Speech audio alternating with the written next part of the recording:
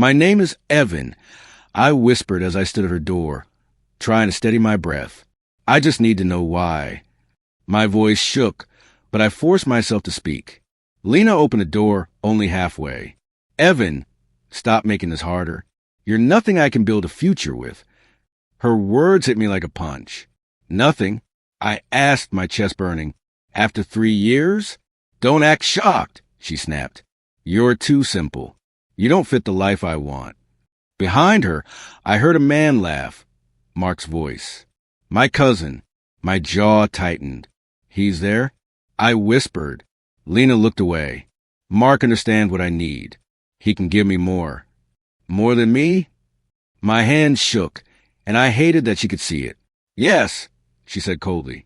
This engagement is over. My throat closed. Lena, was I really that easy to throw away? She sighed.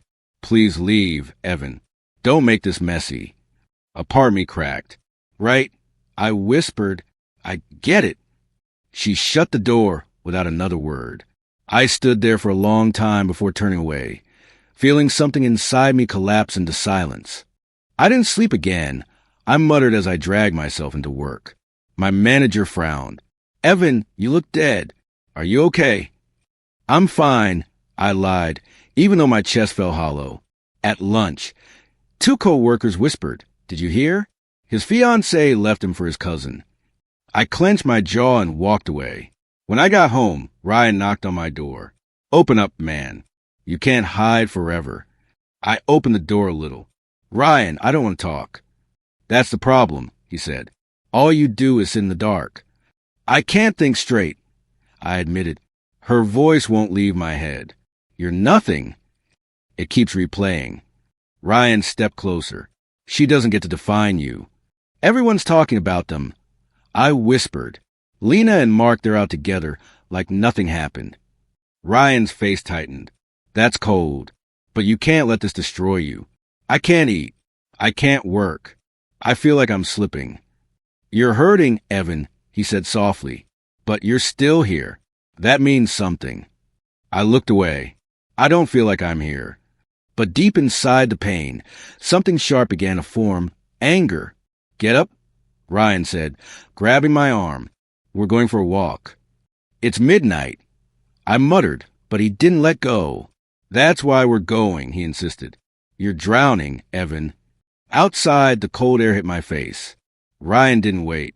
You can't let 2 selfish people ruin your whole life. I sighed. It's not that simple. It is, he argued. Lena threw you away. Mark stabbed you in the back. Are you going to let them decide who you become? His words stung because they were true. Then what do I do? You stand up, he said. You move forward. You stop bleeding for people who don't care. Something inside me twisted, then snapped. I'm done crying. I whispered. I'm done breaking. Ryan nodded. Good. What now? I quit my job tomorrow. I said, Mr. Hale offered me a chance months ago. I ignored it, but I won't anymore. Ryan raised a brow. You're leaving? Yes, I answered. All of it. This place, this pain, I'm done. When I got home and packed my bag, my hands finally felt steady. I'll come back, I whispered, but not as the man they broke. Welcome, Evan. Mr. Hale said the moment I arrived. I hope you're ready. My training isn't gentle. I didn't come for gentle, I replied. I came to change. He smirked. Good. Then your old self dies here. From that day, my life became a storm. Early mornings, endless tasks, nonstop pressure. Sometimes I whispered to myself, keep going, don't stop, whenever the memory of Lena's voice tried to break me. One night, I collapsed into a chair. I can't breathe, I muttered. That means you're learning, someone said behind me. I turned to see a calm young woman. I'm Aria, she added. My father pushes the ones he believes in. He believes in me? I asked, shocked. Enough to bet time on you, she said. But you need to think bigger. Her words cut through my exhaustion. Bigger? I repeated. Yes, she said. Stop reacting. Start leading. Day by day I improved. Mr. Hale watched me during a strategy meeting and said, You have a fire most people lack. Hearing that made something warm rise in my chest. For the first time in months, I felt alive, like I was becoming someone new. Your proposal changed the whole room, Mr. Hale said as we left the meeting. I let out a breath. I wasn't sure they'd listen. They didn't just listen, he replied. They were stunned. Later, one executive approached me. Evan, can you walk us through that model again? I almost looked behind me to see if he meant someone else. Sure, I said, steadying my voice. Here's why it works. As I explained, they nodded, asked questions, even took notes. When the meeting ended, Aria walked up beside me. Strange, right? She said. What is? I asked. People finally seeing you. I gave a small laugh. Feels unreal. It's earned, she said. You built this. Weeks passed, and my name spread. You're officially a partner now, Mr. Hale announced one morning. My hands tightened. Partner? Me? You prove yourself, he said. Take it. I stare at the contract, feeling a shift inside me. Confidence, power, stability, all the things I once thought I lacked. But at night, Lena's words echoed again, you're nothing. Aria noticed my silence. Still hurts. It pushes me, I said, and one day I'll go back not for revenge, just for closure. When I stepped off the bus, Ryan's eyes went wide. Evan, what happened to you? I smirked. Good to see you too. He pulled me into a tight hug. Man, you look different. Confident. Strong. I worked hard, I said. A lot changed. As we walked through town, people stared. Ryan noticed. They're shocked. Last time they saw you, you were broken. I remember, I said quietly, things change here too, he added, especially for Lena and Mark. I raised an eyebrow. Oh, Ryan exhaled. Their business is falling apart. Mark lost a huge deal. People say Lena cries at night. A lot. I paused. Crying? Yeah, he said. She looks regretful. I didn't answer. My chest didn't burn the way it used to. It felt calm, distant. I thought I'd feel angry, I admitted. And now, he asked. I feel nothing, I said, just detached. Ryan nodded slowly. You planning to see them? Not yet, I replied. I want to breathe first.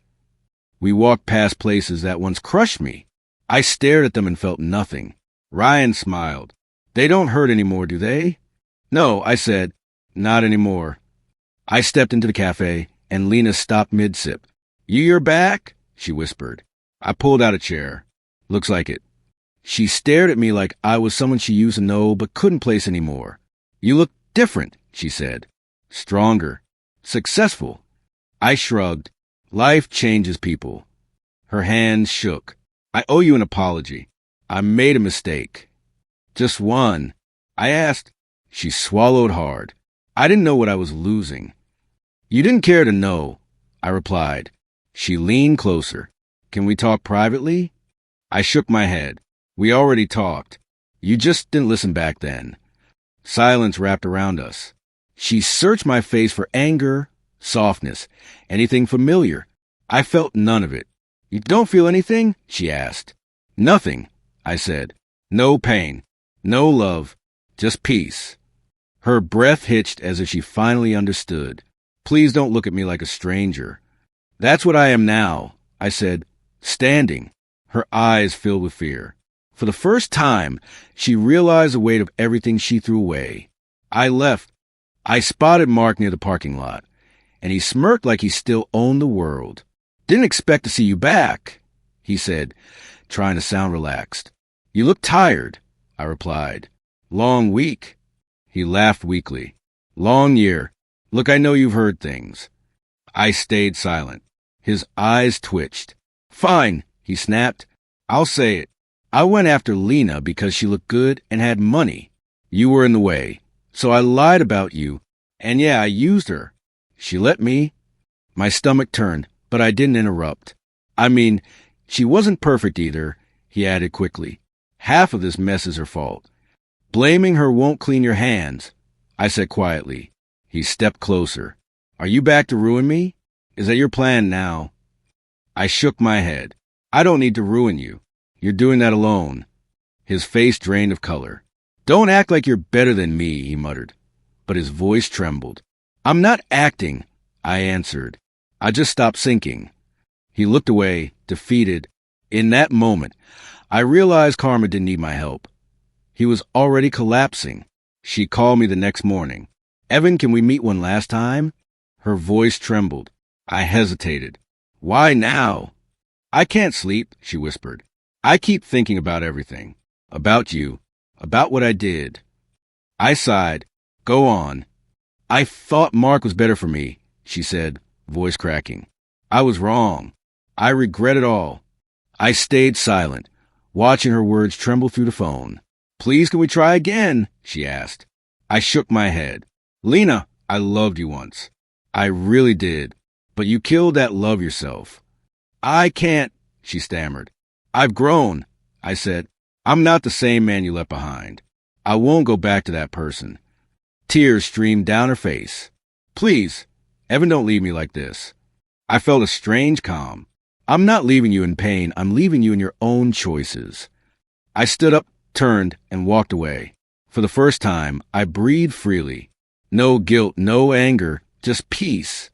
Evan, the board wants you leading the next project. Mr. Hale said, handing me the proposal. I smiled. I'm ready. Thank you for trusting me. You've earned it, he replied. Later, Ryan clapped me on the back. I'm proud of you, man. Look at you, strong, unshakable. I feel different, I admitted, like I finally belong to myself. Arya appeared then, calm as always. You've grown. I can see it in every decision you make. I couldn't have done it alone, I said. Thank you for pushing me to think bigger. She smiled. You push yourself even more. At night, I reflect quietly. From the man who froze at Lena's door to this, someone in control, someone whole. I hear whispers in town about Lena. Her plans crumble. People avoid her. She cries herself awake, guilt heavy on her shoulders. I think of her, not with anger, not with hate. I never wanted revenge. I whisper to myself. I only wanted to heal.